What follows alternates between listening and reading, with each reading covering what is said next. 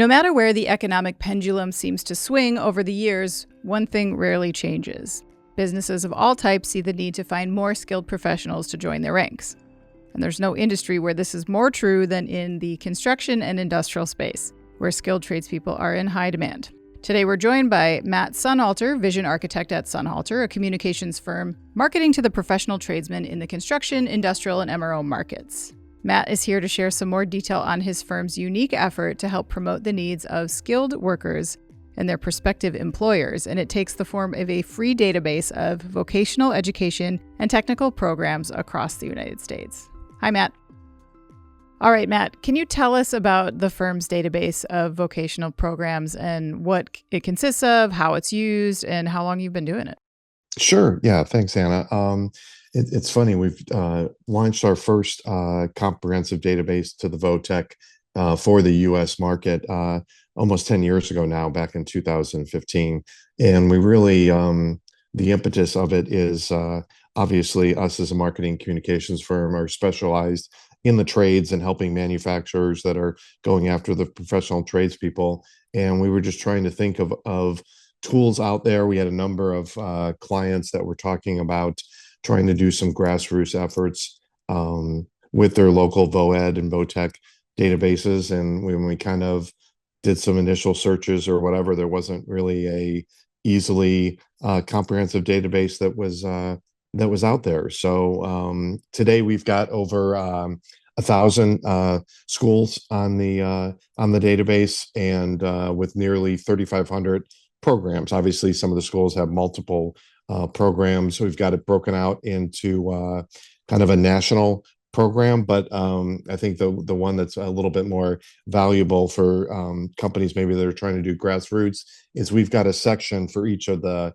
50 states. So if you're looking and you want to try to walk before you run and maybe do some localized efforts, we found that that's been helpful for a lot of clients if they've got or companies if they've got a stronger sales force in certain areas that are already trying to do this. But again, yeah, the program includes all types of various trades programs, whether it be plumbing, electrician, welding, machine tool technologies, robotics, you name it from that standpoint. Yeah, it's on our website, easy to downloadable at sonnhalter.com/vocational. It's free.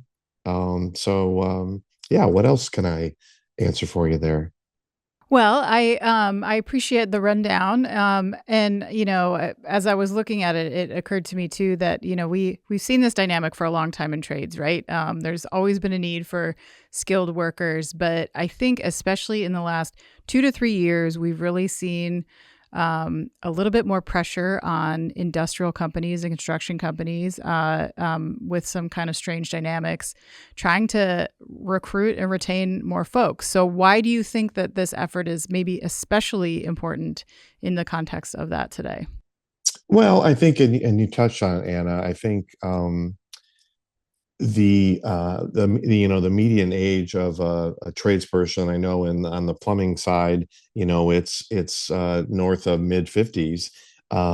They just can't keep up with the demand. They've got, whether it be, I think some stat I read recently of 4 to 5 plumbers that are retiring each year, but only one is coming in to the industry. So I think it's just important to make a little bit more awareness to this issue. And I think for a lot of these companies, especially on the industrial side, there's that knowledge in people's brains that have been working for companies for multiple decades, right? And they've learned different tips and tricks and things like that. And you can't just necessarily turn that on a dime or whatever. So trying to fill that pipeline. So I think that's why we've seen a little bit more over the past 2 or 3 years, and really even I think coming out of the pandemic. I think a lot of people were questioning the quote unquote traditional public university and college aspect. So I think that aspect of people going into the skilled trades, I think, is a little bit.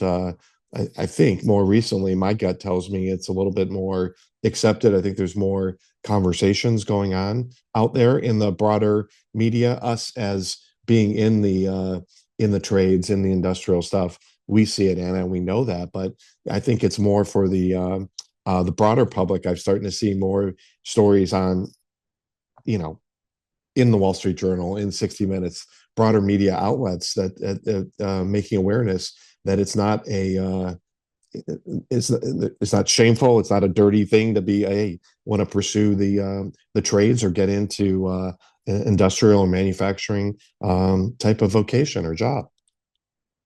Yes, I totally agree. And I'm glad that you're seeing that from your position in terms of some of your clients who are industrial and construction companies. Are they finding that perception issue to be less of a barrier in terms of their hiring? If it's getting better, is what it sounds like, is that helping them to recruit? Yeah, I think so. I think again across the board, and again, I don't have any necessarily hard figures here at my fingertips, but I do think because it's being talked about more, I think they're having a little bit more success with that aspect. And again, I just don't think that there's that you know negative perception of I don't want to go to a 4-year college or whatever. I want to get into the trades.